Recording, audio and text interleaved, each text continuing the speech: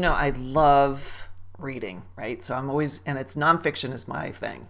Very seldom, or I'll go through these periods where I'll grab like a murder mystery or a thriller or something like that. I love those too. But 90% of the time, I'm doing nonfiction. If you look on my bookshelf, there's no fiction on there at all. And there might be some in my Kindle, but anyway, one of the things that I've enjoyed lately is reading Rachel Hollis.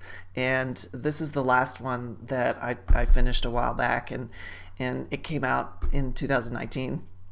And it's full of great things, and it's kind of like someone grabbing your shoulders and just shaking you and going, stop apologizing, just go out and do your thing and be amazing, right? Every now and again we need stuff like that. But I love her writing style. It's very colloquial, meaning just comfortable, and like she's sitting right next to you having a conversation. I think that's the best compliment for a writer, is to feel like you're right there in the room with them, listening to them. And one of the things in the latter part of her book, in fact, it is on page 189, and it is all about, she says, replace your to-do list with a results list. And I love that. It's just a nice little distinction. Everybody's complaining, I don't have enough time, I've got so many things I got to do, and blah, blah, blah. And I think it's because we see an outcome, or we want an outcome, and we try to reverse engineer it and say, all right, what are all the steps I got to, go through to do that? And in this, I guess the way she was writing it was meant to help us overcome the to-do list itis and see how we could actually get stuff done by focusing more on the result.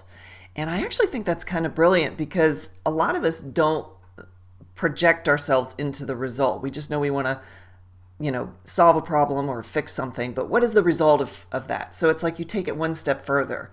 And it's really ironic, because when I work with my clients, I'm constantly looking at what is the result they want.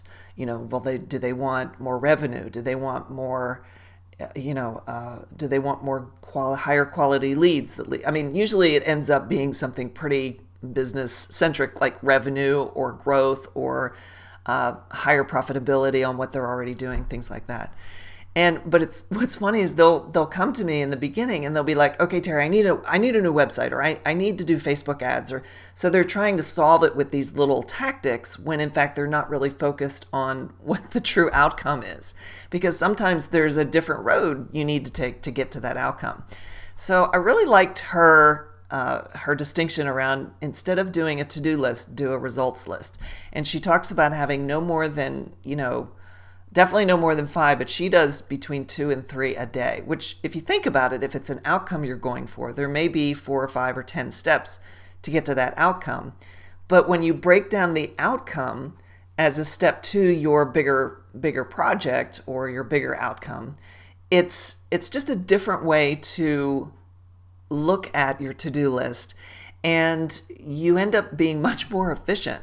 And I remember I was, I can't remember what kind of a project I was working on, but I was just taking, my time with it, and I was doing all these little things. I was probably doing more than I should have done it, because I'm kind of a perfectionist sometimes with stuff. Imagine that. And I said, wow, what's the outcome? Okay, the outcome is I need to have the project, like this. And it's not that I didn't know that, but it changed my focus about what I was doing. And because I was focused on an outcome, it made it so much easier to just kind of, plow right through it. And I had it done in a day. It was amazing. I was like, how is that when you just shift to an outcome as opposed to, all right, I got to do this. And a lot of that to-do list is mental. We're not writing it down, which makes it feel even bigger. So I just want to share that one thing from her book. That's Rachel Hollis, Girl Stop Apologizing. Very popular right now. Everybody's reading it. It's like, oh, it's so great. She's written a couple of good books. This is the only one I've read so far, though. And give it a try. Look at, take 1 or 2 of your goals or your to-do list and try to shift it or rework it so it's outcomes. So you're actually making a list of outcomes. So instead of like, I got to go to the grocery store and get all this stuff, well, the outcome could be, I have food in the refrigerator, make my meals. I have, dinner ingredients for Monday, Tuesday, Wednesday, or I've got enough to make a casserole that, we can nosh on for the rest of the week kind of thing, or freeze or whatever. So instead of saying, I got to go to the grocery store, I got to get milk, I got to get this, I got to get pasta, it's like the outcome is a full refrigerator. And all of a sudden it's like, let's go do this. So it's almost like it's easier to pull you to that end result because you're focused on that as opposed to all the crap you got to do to get there. I just think it's a really cool distinction. So hopefully you can kind of get the same, idea and look at your, whether it's your personal life, your business life, or what have you. I mean, even working out, you could even apply it to that. It's like, well, what's the result of working out? Well, I want to feel better. I want to sleep good. I want to have, more strength to pick my kid up or to do whatever it is you want to do. And when you're focused on that, you're not like going, oh God, I got to go to the gym. And then it's like trying to manage everything around it. You just go and do it. So I think it's kind of brilliant what she suggested in there. And it's also a kind of a mind, like a Jedi mind trick when you're focused on the outcome. Same thing with like creating your reality. It's like you're focused on that outcome. It's not here yet, but you're going to be, because you're focused on it, you're doing things that naturally lead to it. So hopefully that was a fun tip for you and helpful. If you have any questions, reach out to me at terry@better3.com and check out Simplify and Multiply, the podcast that will help you increase your business's profitability while making marketing and business development much simpler. All right, have a great day, and thank you so much for watching.